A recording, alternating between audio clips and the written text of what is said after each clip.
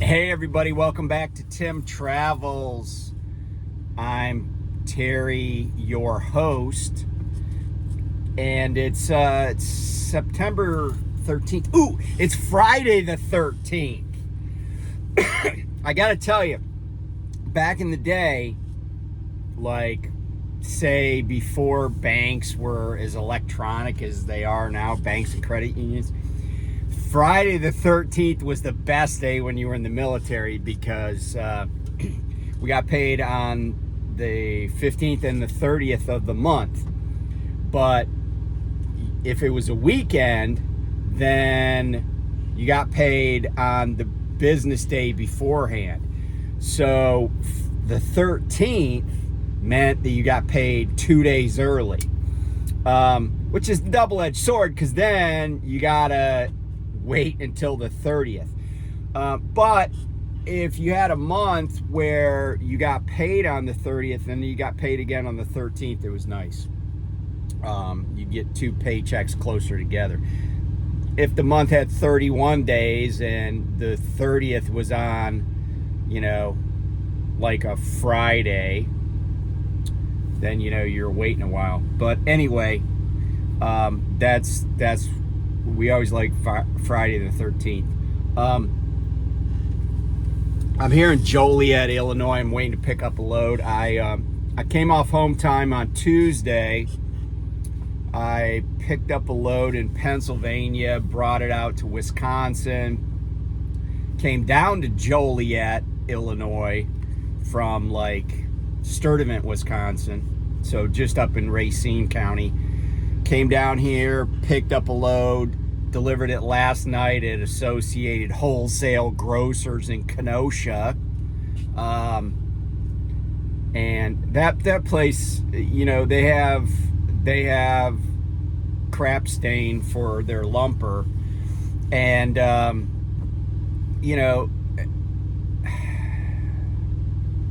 I'll just leave it at that. I mean, if you've driven a reefer more than hell, if you've driven even a van, you probably have dealt with them at some point.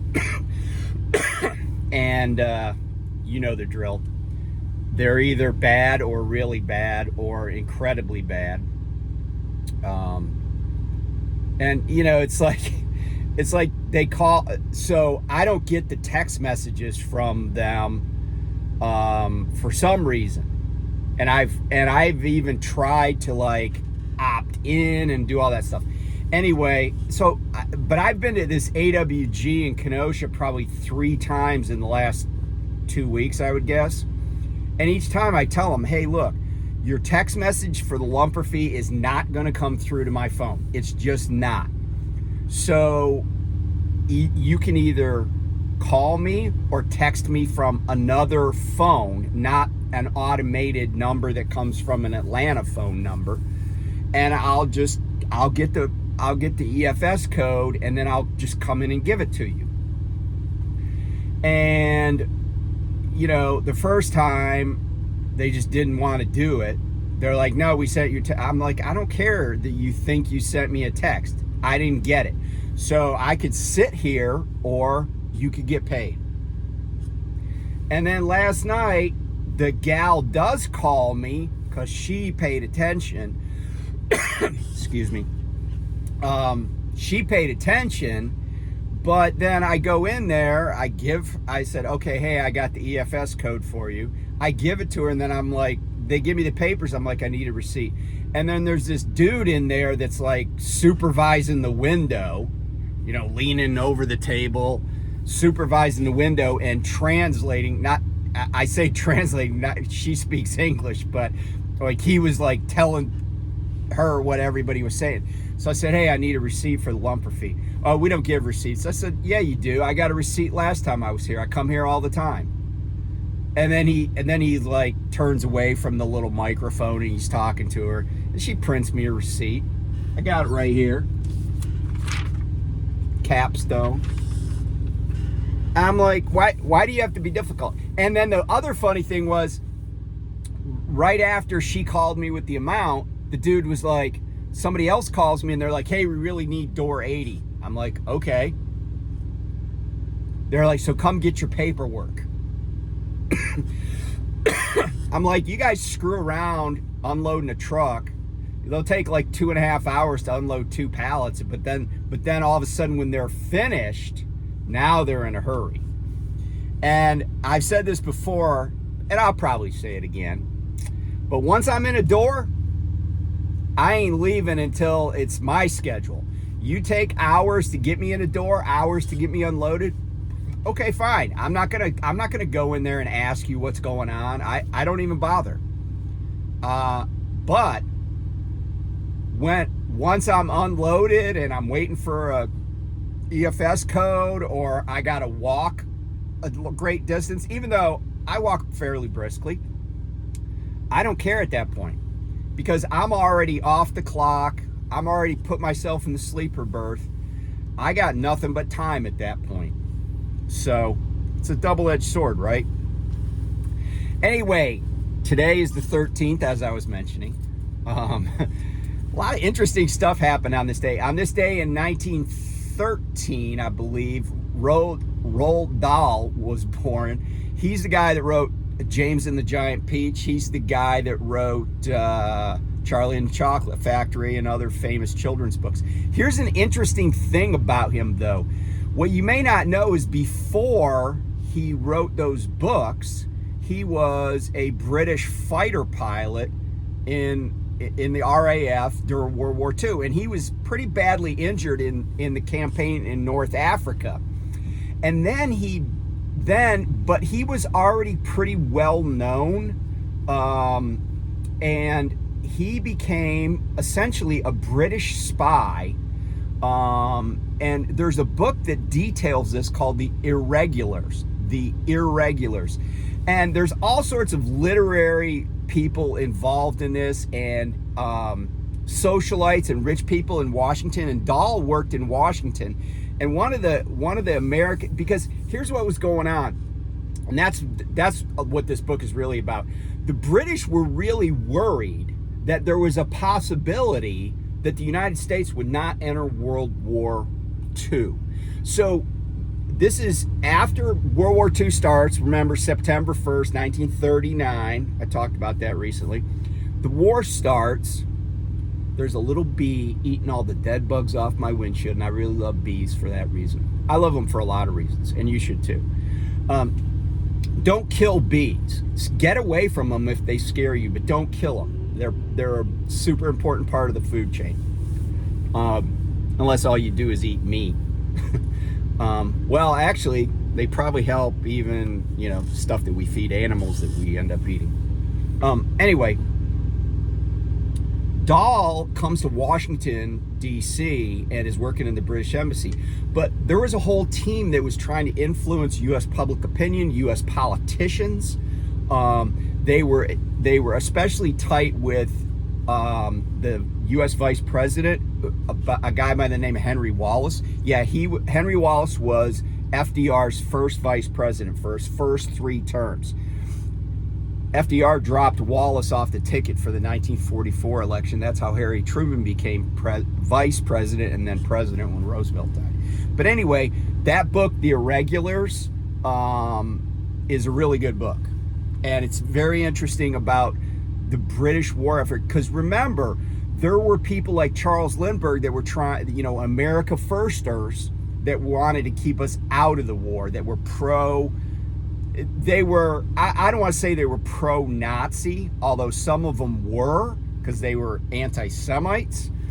But others were just like, hey, we just fought a war not 20 years ago, or, well, yeah, 20 years, a little over 20 years earlier in Europe, and we were only in that war for about a year, and it was disastrous. We had 116,000 casualties in World War I. So a lot of Americans were reluctant to support the British and the French in fighting the Nazis. They didn't care that much. Americans saw, Europe as being far away. So anyway, Roald Dahl, 1916. Also on this day in 1857, Milton Hershey, You know, if you drive for Prime or Hirschbach or Crete, you haul a lot of stuff out of Hershey, Pennsylvania. Milton Hershey started the company, and huge legacy. Obviously, the company's still around. I mean, think about that. That company is built for the long haul. And there's the Milton Hershey School there, and the company still does a lot of philanthropic stuff. And of course, there's Hershey Park, the Hershey Bears, all that stuff. That's his legacy. On this day in 1759, the French under Marquis de Montcalm are defeated by the British under General Wolfe with an E, at the Battle of Quebec during the French and Indian War. That's really the final French defeat. By 1763, the French have basically abandoned North America, but their influence is felt even today. Why? Because I'm in Joliet, Illinois. The French influence is wide in across, you know, at least the eastern 2/3 of the United States, and the farther north you go, of course. So, you know, in Illinois, Missouri, you know, the Dakotas, all these places, of course, you know, New England, you know, the French influence is felt. There's a lot of places that are named after French explorers, or, you know, other French words. You know, St. Louis is named after a French king. So the French influence is wide. And I think even here in Illinois, I think it's on I-57, they talk about, and you're entering like this French-Canadian corridor or whatever, where, you know, this place was inhabited by the French. Remember that the Louisiana Purchase, which basically doubled the size of the United States, more than doubled it, that was from the French in 1803 during the Jefferson administration, the first Jefferson administration. I'm joking about that, but actually I think it was his first administration. Sorry, I still got this, whatever I got, lung cancer or whatever. Okay, so what else happened on this day? Tyler Perry was born on this day. Moses Malone, great basketball great, died at age 60, unfortunately, on this day. I think he died in 1990. Is that right? No, not 1990. 1990, actually, on this day is when Law and Order started. The Law and Order franchise started on this day in 1990, or premiered, I guess you'd say. Sorry, I'm dehydrated. All right, so real quick, I just want to mention the GoFundMe that I talked about for baby Bennett. A lot of people have contributed that I recognize from the channel. Some people have even commented about it. Tony's a rock star. He contributed $500, and he made a comment on that video. I appreciate it. Look, I don't care if you like me. I don't care if you do anything for me. And by the way, I did not monetize that video because I'm not trying to make money off of telling you about a little boy, a baby that needs, you know, heart surgery. But you know, do it, you know, contribute because you hate me. Contribute because you like my videos. Contribute because bald guys in blue t-shirts turn you on. I don't care. But please just go to that and contribute. His parents are wonderful people. They have other children, and they're going to be out of pocket. The fundraiser goal is $5,000. I can tell you from some knowledge, but also just knowing about these cases, because I mentioned having done a case for somebody where we had to fight their insurance company, which, by the way, my firm at the time, and it wasn't my firm, I was actually just a partner in a firm, we did that case pro bono. So we did that case pro bono with 2 attorneys, me and another attorney. And, you know, because this is such a painful, you know, thing that you have to deal with in this country. And, you know, like I always hear people when you talk about the Canadian healthcare, the British healthcare, whatever, socialized medicine, people say, oh, well, they ration care. Well, this is rationing care too, because when your infant son can't get an operation that will save his life, and without it, his life will end, that's rationing care. I don't care what anybody says. Hold on, I got to take this call. This might be my load. Okay, I'm back. I got a call from the guy that's got my load ready, and then just trying to get my APU to turn on here. Then I immediately got a call from Lyle over No Hippie Trucking and Transportation. So, yeah, please, sorry, please, if you can, today's payday for truck drivers. Today's Friday for most truck drivers. If you could just give, you know, I saw this woman buying a pack of cigarettes the other day in Pennsylvania, $12.13. $12.13 for 1 pack of cigarettes. And I was like, you know, she could give $5 to help Bennett out and still have $7 left over.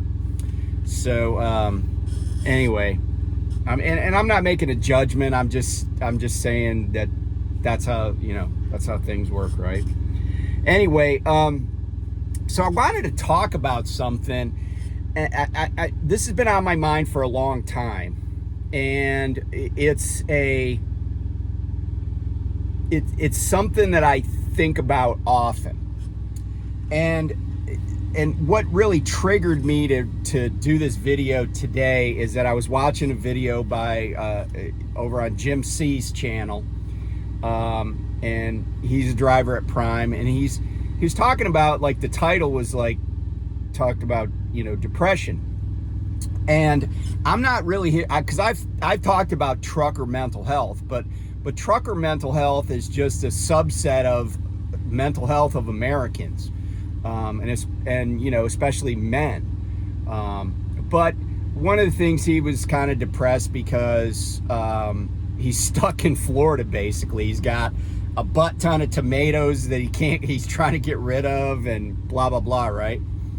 And he had to, like, take him down to Miami from from I think Jacksonville or Central Florida. I can't remember which. But then he kind of segued into this idea that, you know, he really, you know, it's just a hard knock life, but there's nothing he can do at home. And one of the comments one of the things he said that struck a nerve with,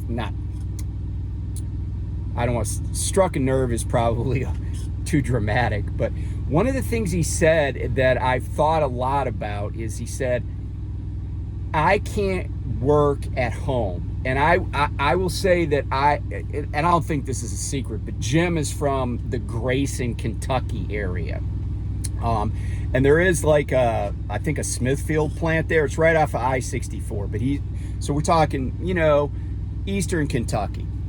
And he said, hey, I can't go home and make the money I make doing OTR trucking, driving local. And he was talking about some of the local jobs that he wouldn't want to do anyway. And he says, but I can't afford to not make what I'm making.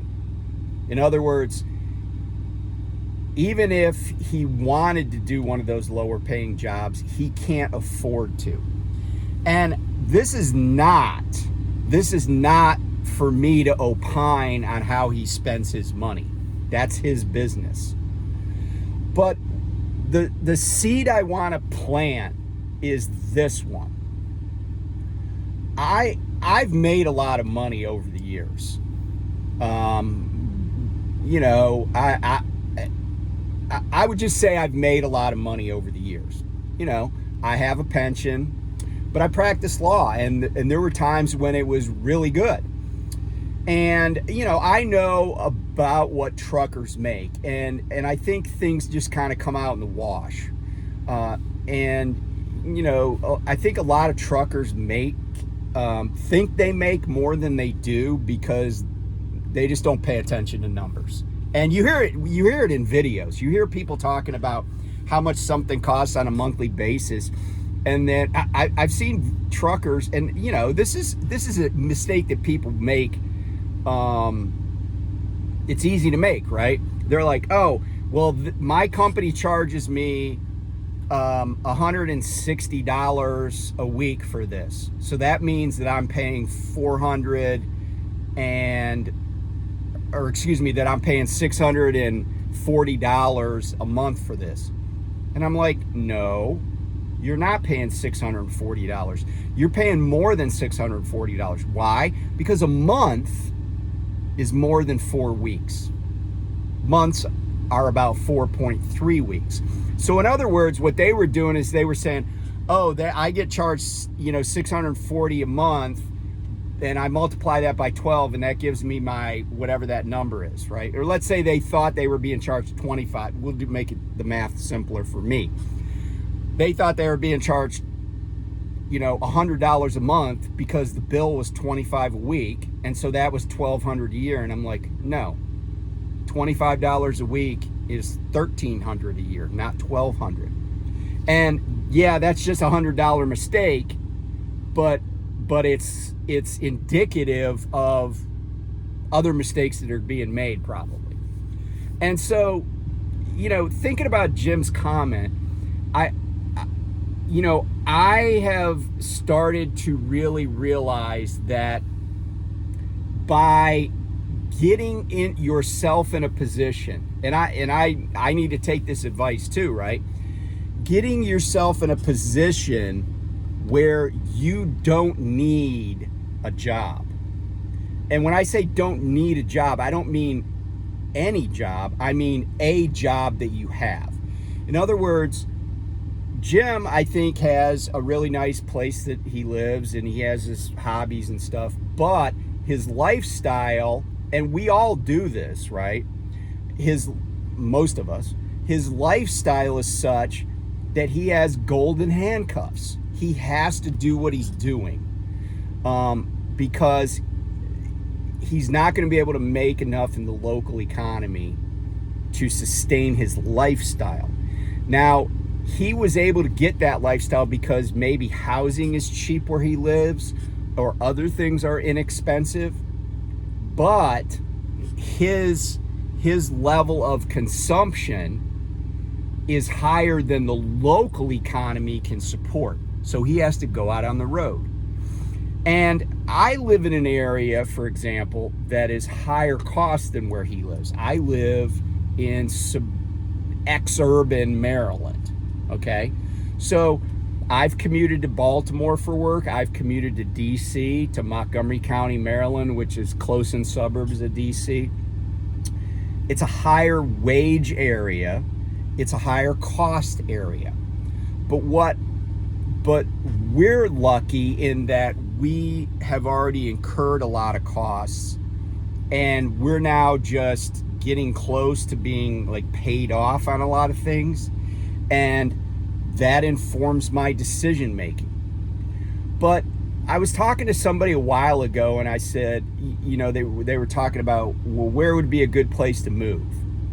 And I consider issues like climate and weather, because, you know, you might live in a nice sunny place like Florida, but if a hurricane wipes your house out or just, you know, damages your roof, you know, every 2 years, and you can't afford insurance on the place you live, then maybe that's not a great place for you. Maybe you should go somewhere else. And we were talking about, I said, you could go to Vermont. And, you know, look, if you don't like snow, if you don't like it getting cold in the winter, then Vermont's probably not your place. But you could go to Vermont, buy a piece of land, learn to live off the land that you have. And I'm not talking about being some huge farmer. I'm just talking about learning how to grow a garden. And there's so many things online. There's so many resources. Learn how to compost. Learn how to grow a garden. Learn how to, like we have chickens because my wife is a chicken mom. And, it can be done, right? There are ways to feed chickens that you don't even have to buy chicken feed. We buy chicken feed, and that's not the most cost-effective way. It's cheaper to buy eggs at the grocery store. Our eggs are better, but it's cheaper at the grocery store, at least right now. But now, if there was like an avian flu outbreak and they had to slaughter millions of chickens, egg prices are going up. Our chickens are segregated, right? Our chickens hang out with our chickens. But playing small ball. Stop spending money on things that you can't use or enjoy all the time. And here's an example. RVs. I see them all over the road, right? I see them all over America. But those things are stupid expensive. They are a horrible value proposition. I mean, let's be honest, right? RVs are made like crap, okay? And people will pay $300, $400, $500 a month to have something they use 2 weeks a year. And then on top of that, they'll pay to store it. Is there something in your life that's the RV of your life where it's costing you a bunch of money? And then people say, oh, well, yeah, but I wouldn't pay for hotels. I don't have to pay for hotels. You still got to pay to go to parks with those things unless you want to just park on Love's. But you still got to pay there in most cases unless you want to park in truck parking. Is that your vacation? I mean, because some of these parks, I read RV publications like from RVers, right? Some of these places in high demand areas, in other words, areas that you would want to go with your RV, they're like $100 a night. You could stay at Motel 6 for $100 a night and you don't have to bring your own towels. And the thing is, and you don't have to have a monthly payment, insurance. And like I said, a lot of people are paying to store the RV. They're making monthly payments, paying the insurance, and paying to house the RV that they bought. People don't even do that with cars. People that buy cars at least park them in their own driveway or parking spot. And speaking of cars, do you really need any car that has $1,000 a month payment? Like quit worrying about what somebody thinks about your car when you pull up to Piggly Wiggly, right? Drive the cheapest, most reliable thing you can. I had a 2012 Honda Civic. I bought it new. It cost about $20,000 at the time. Maybe less, maybe 18. I bought it new. We drove that thing 350,000 plus miles. Those don't die. Now, can I put, can I put a bunch of drywall in the back of it at Lowe's? No, I can't. But guess what? Guess what I can do? I can rent a pickup truck for one day. Do you know how many people in America drive gas guzzling pickup trucks? And this is not some political statement, it's just economics, right? They drive expensive gas guzzling pickup trucks as their daily driver. And big ones too, with jacked up, they drive way too fast, and then they're like, yeah, I can't, I got no money. I got no money for retirement, whatever it is, right? Go play small ball. If you want a job that pays well and is, like whether it's driving over the road or being an attorney, whatever, that's fine.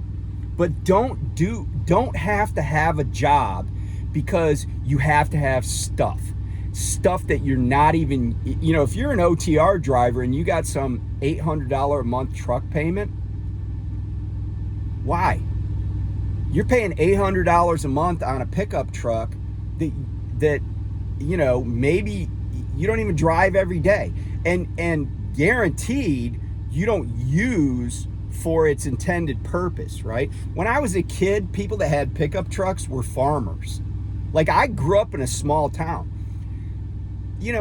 people that had pickup trucks used those trucks as a tool. It was a work vehicle. Like, some guys had trucks that they drove around, but invariably they were carrying stuff around in them. Like I knew a guy that had a giant diesel Ford pickup truck that he drove to work every day. And I was like, why do you have that truck? And he's like, oh, I got an RV.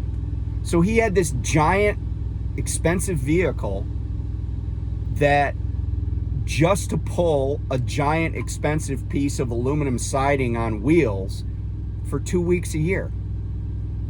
That makes no economic sense, right? Have the money to do the things you want to do, but don't spend the money when you're not doing it.